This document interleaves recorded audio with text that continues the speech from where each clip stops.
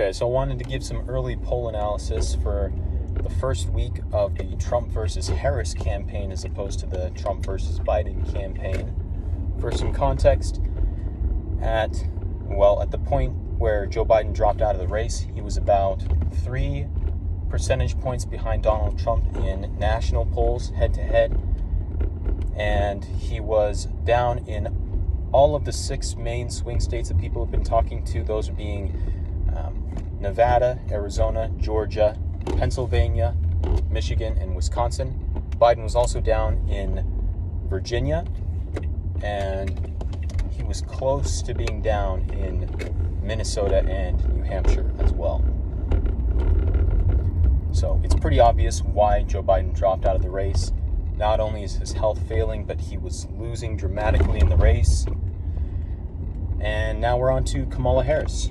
So what have the polls shown in the first week of this contest?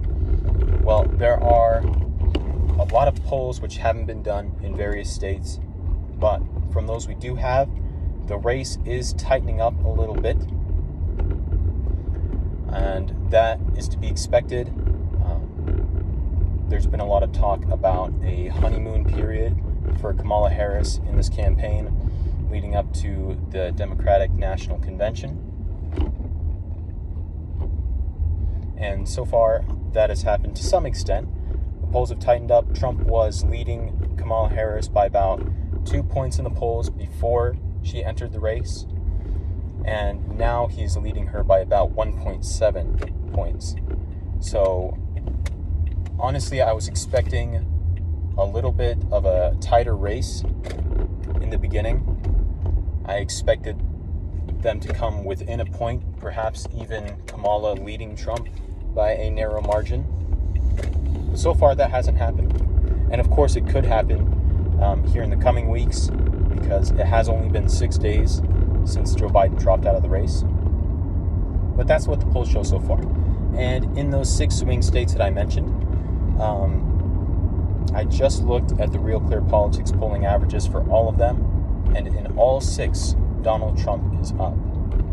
Trump is currently down to Harris only in states like Minnesota, Virginia, and New Hampshire.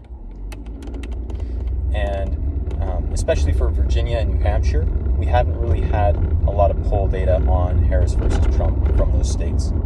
So we'll have to see what those end up looking like in the coming weeks. But so far, what it appears is that Harris has seen only a slight bump in the polls